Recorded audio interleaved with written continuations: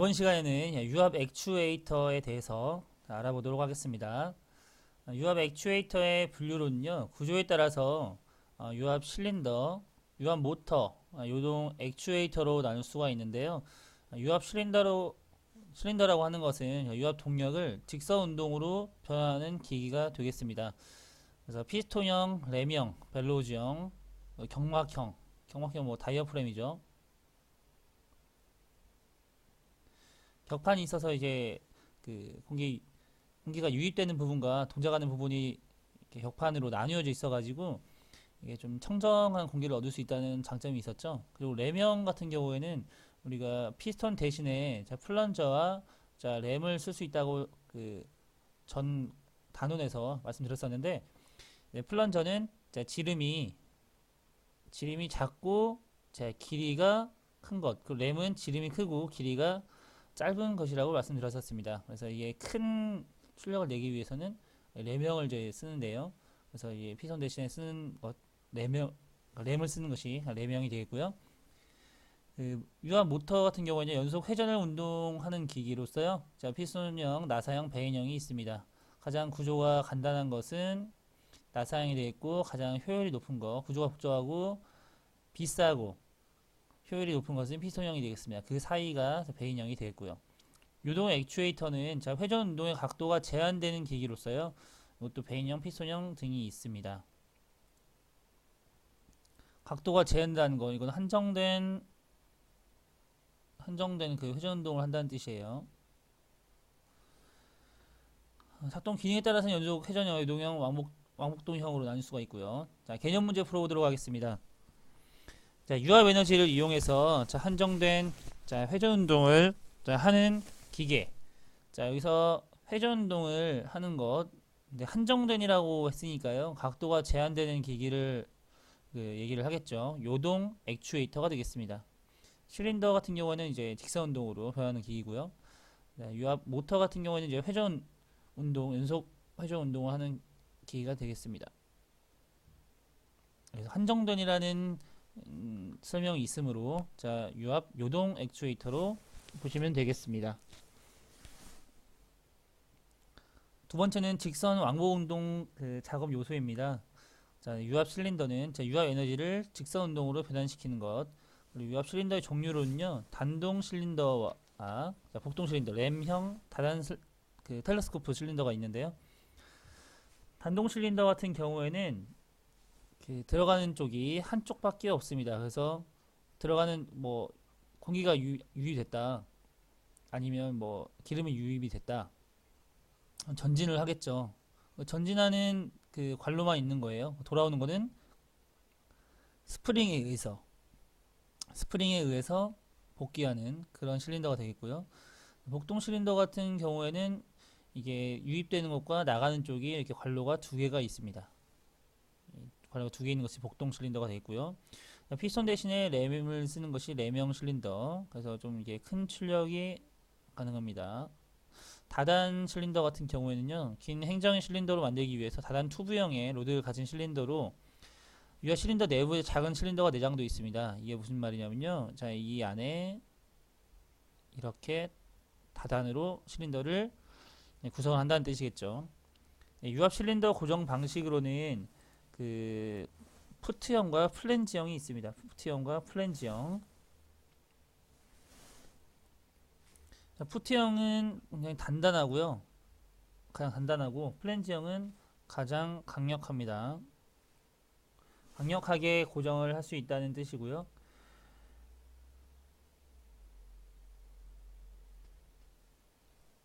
유동 실린더 같은 경우에는 클레비스형, 트러니언형 이렇게 나와 있는데, 부하의 운동 방향, 그리고 축심이 일치하는 것을 뜻합니다. 유압 실린더 사용 시에는 유압 실린더 연결부 열화에 의한 로드의 휨이나 파손이 유의해야 되고요. 사용 시 이상 압력으로 인한 그 실린더 튜브의 변형 및 작동료의 누출에 유의해야 됩니다. 그리고 이물질이 들어가면 안 되겠죠. 이물질 흡입에 유의하고 필터를 꼭 잘 사용해야 됩니다. 개념잡기 문제 풀어보도록 하겠습니다. 유압을 피선 한쪽에만 공급해주는 실린더. 자, 한쪽으로만 공급해주는 실린더는 단동 실린더가 되겠죠. 답은 1번이 되겠고, 자, 복동 실린더는 피선을 양쪽에서 공급해주는 거죠. 그리고 텐덤 실린더 같은 경우에는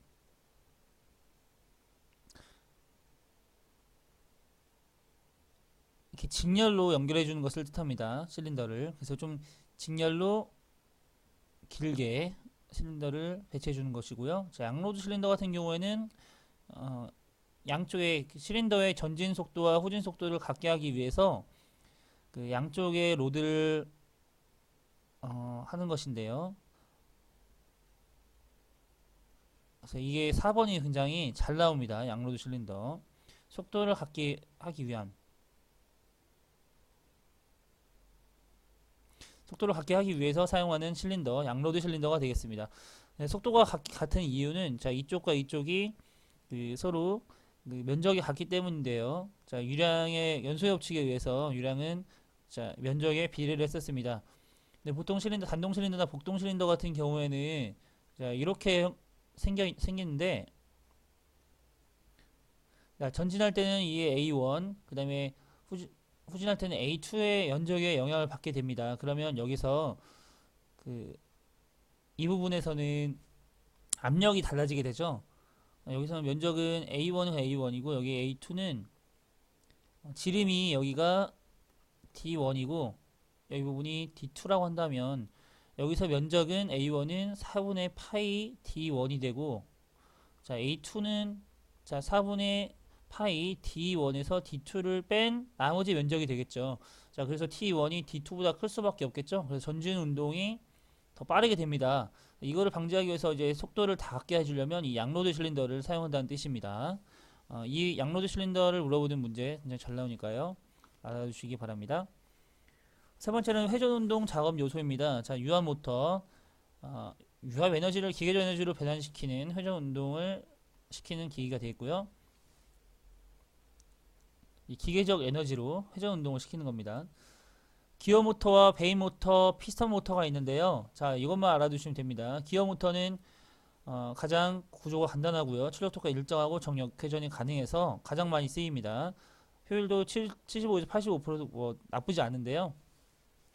가격도 굉장히 저렴해서 많이 사용합니다. 이 베인 모터를 하기 전에 우선 피스톤 모터를 먼저 하겠습니다. 피스톤 모터는 기어 모터와는 달리 구조가 굉장히 복잡하고요. 큰 출력 발생하지만 가격이 굉장히 고가입니다. 효율이 굉장히 높아요. 근데 효율이 90%가 넘는 굉장히 고효율이고요. 이 기어 모터와 피스톤 모터의 그 중간 정도가 자, 베인 모터라고 보시면 되겠습니다. 베인 모터 구조도 간단하고요. 토크 변동이 적고 기어 모터에 비해서 큰 동력을 얻을 수 있고요. 효율도 기어 모터보다는 좀 좋습니다. 그래서 이 기어 모터, 베인 모터, 피스 모터는 자, 이렇게 알아주시면 되고요. 유압 모터에서 가장 효율이 높다. 그리고 고압에서도 사용할 수 있는 모터. 우선 효율은 자, 기어, 베인, 피스턴 모터 순이죠. 피스톤 모터가 가장 높죠. 피스톤 모터. 그래서 답은 개념 잡기의 답은 1번이 되겠습니다. 유압 모터의 특징은요. 이 특징은 이것도 잘 나오는 내용인데요. 유압 모터의 특징은 자, 유압의 특징과 같습니다. 소형 경량으로 큰 힘을 낼 수 있는 유압의 특징이고요. 그 속도나 방향의 제어가 용이하고요. 위치 제어성이죠. 모터에 과부하가 걸리지 않습니다. 자, 릴리프 밸브를 이용해서 기구 손상이 없어서 급속 조절이 가능하고요. 릴리프 밸브는 뭐 이제 설정 압력 이상이 되게 되면 탱크로 보내주기 때문에 기구 손상이 없게끔 만들어주는 안전 밸브였죠. 안전 밸브. 시동 변속 정역회전이 가능하고요. 자, 무단 변속으로 회전수를 조절할 수 있습니다. 무단 변속. 자, 원격도 가능합니다. 원격. 자, 작동류 내에 이물질이나 공기 침입이 있으면 안 되고요. 작동류의 점도 변화에 따라서 그리고 온도 변화에 따라서 모터 사용에 제한받을 수 있습니다. 유압이기 때문에요. 그래서 이 유압 모터의 특징은 따로 외우실 필요가 없고요. 자, 공학과 비교한 그 유압의 특징만 잘 알고 있으면 어렵지 않게 문제 푸실 수 있을 것입니다. 네 번째로는 요동 운동 자금 요소인데요. 요동 모터는 360도 플러스 마이너스 50도 이내 제한된 운동을 회전 운동을 하는데요. 각도 내에서 에너지를 회전 운동 요동 운동으로 전환시키는 기기가 되겠습니다. 배인형이 있고 피스톤형 요동 모터가 있습니다. 여기서는 요동 모터가 이렇게 제한된 회전 운동을 한다 이것만 알고 있으면 되겠습니다. 아까 요동 회전 실린더처럼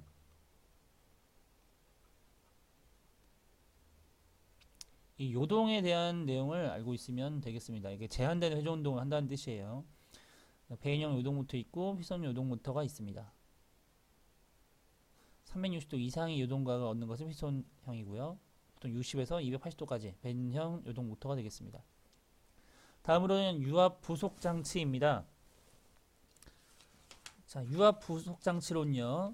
우선 오일 탱크가 있는데요. 우선 기름을 저장시켜주는 오일 탱크가 필요한데, 오일 탱크라고 하는 것은 이 저장하는 기능뿐만 아니라 기름 속에 혼입되어 있는 불순물의 기포를 제거하거나 운전 속에 그 흡수한 그 마찰이나 압력 상승으로 인한 열을 방출해서 요온을 일정하게 유지하는 역할까지도 합니다. 근데 주 기능은 저장하는 기능이고요. 그래서 이 오일 탱크 구비 조건이 굉장히 잘 나오는데요. 자, 오일 탱크의 크기는 우선 펌프 토출량의 3배가 이상 있어야 되고요. 적당한 용적을 가지고 있어야 되고요. 그 용적이라는 건 최적이죠, 최적. 펌프 흡입구에 여과망이나 캡을 씌워서 이물질 흡입을 방지해야 됩니다. 그리고 이 탱크 바닥면은 바닥에서 최소 150mm 유지를 해야 되고요. 자, 바닥면에서 150mm. 이 문제도 굉장히 잘 나와요. 이게 150mm 이상이 되어야 합니다.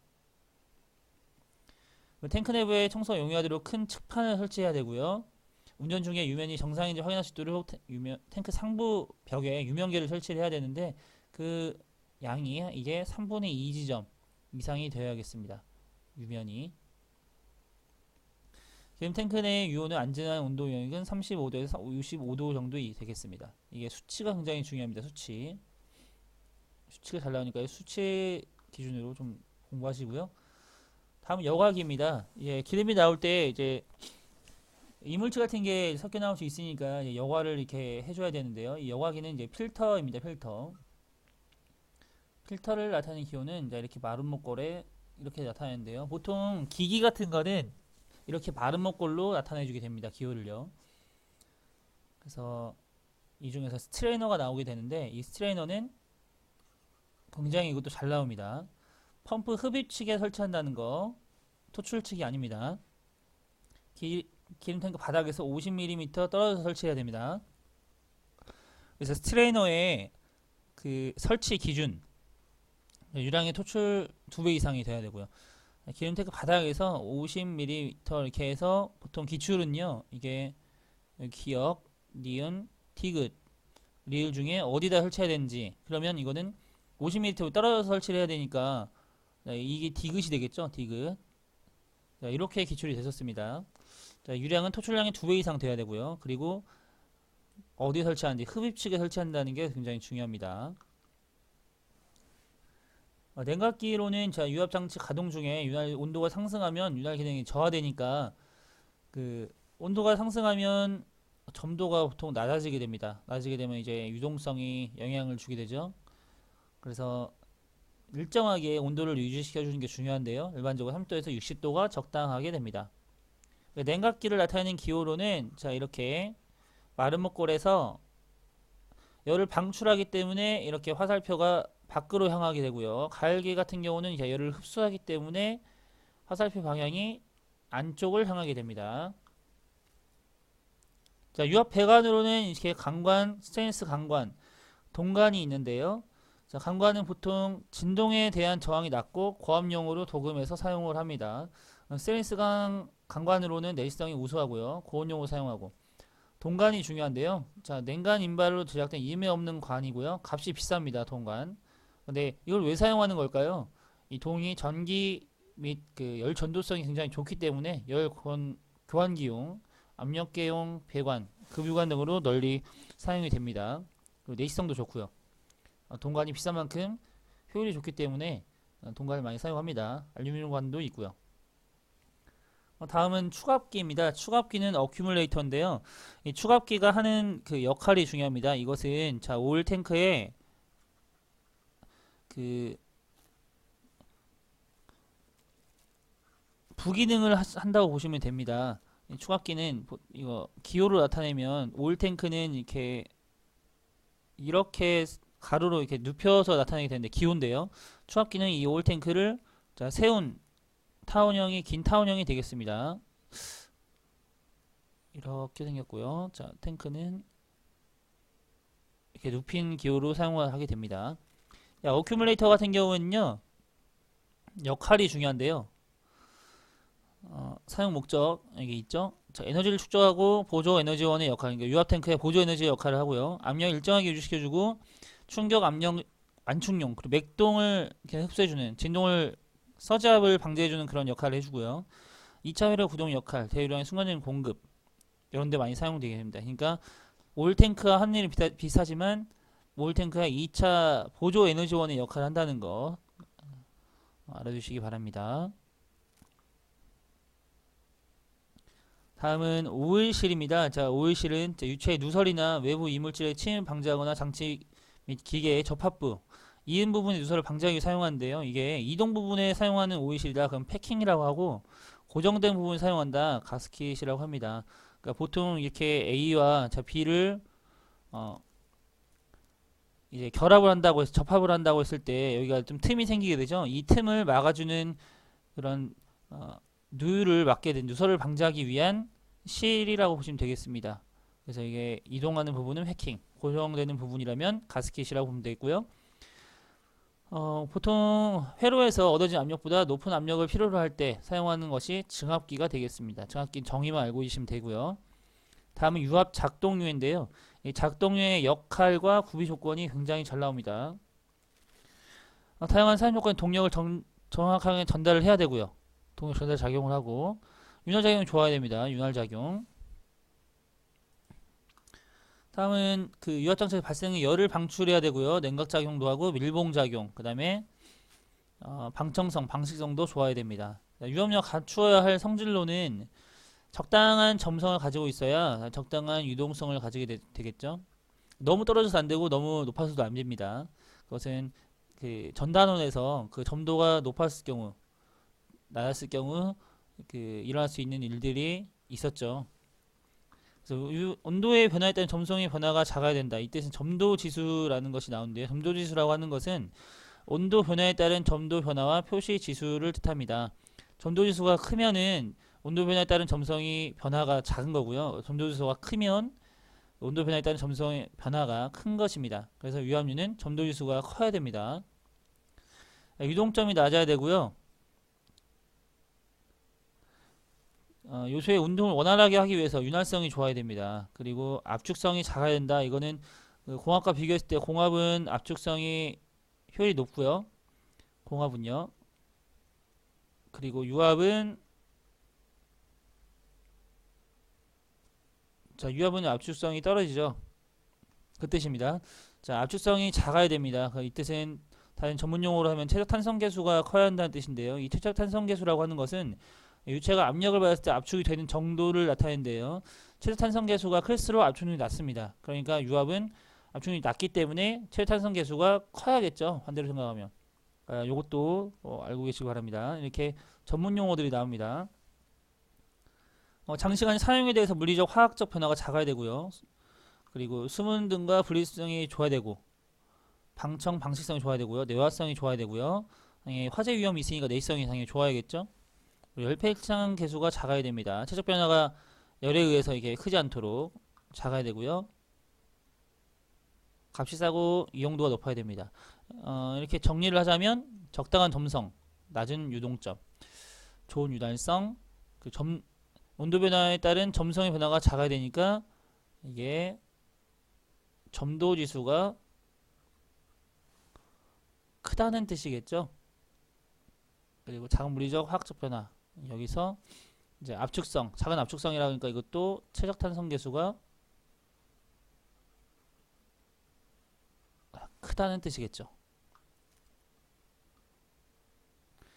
자, 유압류의 성질, 이게 점도가 높으면 어떤 일들이 일어나냐. 네오마칠이 증대하고 온도가 상승하게 되고요. 이것도 잘 나옵니다. 유압류의 내부 마찰 증대하고 온도 상승하니까요. 이게 어떻게 되냐? 이거에 의해서 캐비테이션이 발생합니다. 캐비테이션이라는 것은 자 공동 현상으로 나타날 수가 있는데요. 압력 차이, 주변과의 압력 차이에 의해서 공동이라는 것이 발생이 됩니다. 공동이라는 것은 빈 공간이라고 보시면 되는데요. 이 캐비테이션은 이제 맥동을 일으키게 되는 그런 원인이 됩니다. 에너지의 손실이 증대하고요. 관내 유동장에 대한 압력이 상승합니다. 유동성이 저하되고요. 응답성이 저하됩니다. 기계 효율이 저하되고요. 압력 손실이 커집니다. 점도가 낮을 때는 어떻게 될까요? 너무 낮은 경우는 유동성이 커져서 움직이기가 쉬운 대신에 그 점도 윤활유에 대한 그 역할을 거의 못 해주게 됩니다. 누설이 증가하게 되고요. 마모가 심해지고요. 그러니까 윤활유가 없으니까 그 점도가 너무 낮기 때문에 마모를 이제 방지를 못 해주는 겁니다. 그 유압 펌프의 체력 효율이 저하되게 되겠죠. 누설이 증가한다는 뜻은 그러니까 이게 용적 효율이 저하된다는 뜻이고 이 체력 효율이 저하된다는 뜻과 같습니다. 정밀한 제어가 누설이 증가하기 때문에 어려워지고요. 자, 개념 잡기 문제 풀어보도록 하겠습니다. 유압장치에서 유압류의 점성이 지나치게 큰 경우에 나타날 수 있는 현상. 우선 각 부품의 누출 손실이 커진다라고 나와 있는데요. 이것은 자, 그러니까 점성이 낮을 경우죠. 점성이 낮아서 이제 마멸이 심해진다. 이것도 점성이 낮을 때였습니다. 유동의 저항이 급격히 감소한다. 이것도 점성이 낮을 때였고요. 자, 압력 손실이 커진다는 점성이 높을 때였습니다. 답은 4번이 되겠고요. 자, 여기를 쉽게 이렇게 좀 외우시려면 자, 압력 상승, 온도 상승, 압력 손실 이런 것들은 기계 효율 저하 이런 것들은 이제 점도가 높을 경우고요. 점성이 낮을 경우에는 이제 누출 손실, 마멸이 심해지는 거, 유동 저항이 낮아지는 거 이렇게 구분해서 자, 외우시면 되겠습니다. 다음은 첨가제인데요. 자, 점도지수 형상 재료는 고분자 중합체가 사용되고 마찰 형제는 에스테르의 극성 화합물, 산화방지제, 방청제, 소포제, 유동점 강화제 이런 것들이 쓰이게 됩니다. 이런 것들은 잘 안 나와요. 잘 안 나오기 때문에 좀 넘어가도록 하고요. 자, 정도의 측정 방법. 점성 개수를 측정하는 점도계로는 스트로크 법칙을 기초로 한 라쿠시 점도계, 하겐 포화젤 법칙을 기초로 한 오스트월드 점도계와 세이볼트 점도계, 아주 점성 법칙을 기초로 한 맥마이크 점도계와 스토머 점도계가 있는데요. 이런 것들은 잘 안 나옵니다. 자, 스트로크 법칙만 보고 넘어가실게요. 스트로크 법칙이라고 하는 것은 점성을 가진 기체나 액체의 속을 움직이는 구의 레놀수가 작을 경우에 유체로부터 받는 저항에 대한 법칙이고요. 물체의 크기가 작고 유체가 흐르는 속도가 느리며 유체의 점성 계수가 큰 경우에 자, 스트로크 법칙이 잘 성립을 합니다.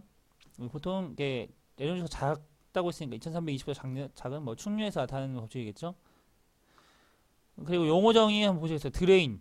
드레인이 뭐냐면 보통 대기 중에 수증기가 온도 상승에 따른 이제 하강에 의한 그런 변화가 생기는데요. 특히 온도 강화가 현저하게 되면 수증기가 응축이 시작돼서 드레인이 발생되게 됩니다. 그러니까 물이 생기는 거죠. 기체가 이제 물이 생기게 되는 겁니다. 그래서 그것을 응축수라고 하는데, 그래서 발생한 이 드레인을 분리시켜주는 필터가 따로 있죠. 그래서 드레인 부치 필터를 사용해서 이 응축수를 분리를 시켜줘야 됩니다. 이 서지 압력이라고 하는 것은 자, 유압 회로에서 과도적으로 발생한 이상한 압력 변동을 서지 압력이라고 합니다. 서지 현상이라고도 하고요. 이거를 용어가 가끔 나오니까 이거를 알아두시면 되고요. 기타 용어로는 이제 채터링, 엘리밸브 등으로 밸브 시트를 두들겨서 높은 아이고 죄송합니다. 비교적 높은 음에 발생시키는 일종의 자력 진동 현상을 채터링이라고 하고요. 점핑이라고 하는 것은 유량 제어 밸브에서 유체가 흐르기 시작할 때 유량이 과도적으로 설정 값을 넘어서는 현상을 점프한다는 거죠. 점핑이라고 합니다. 거미라고 하는 것은 윤활유 부품들이 일정 시간 정지 후에 윤활유 및 기타 유물질에 오착돼서 제기능 발휘하지 못하는 현상을 거밍이라고 하고요. 자, 정격 압력과 정격 유량은 자, 연속해서 사용할 수 있는 최고 압력 그리고 정해진 보증 유량을 정격 유량이라고 합니다. 여기까지 유압 기기에 대해서 자, 알아보았습니다.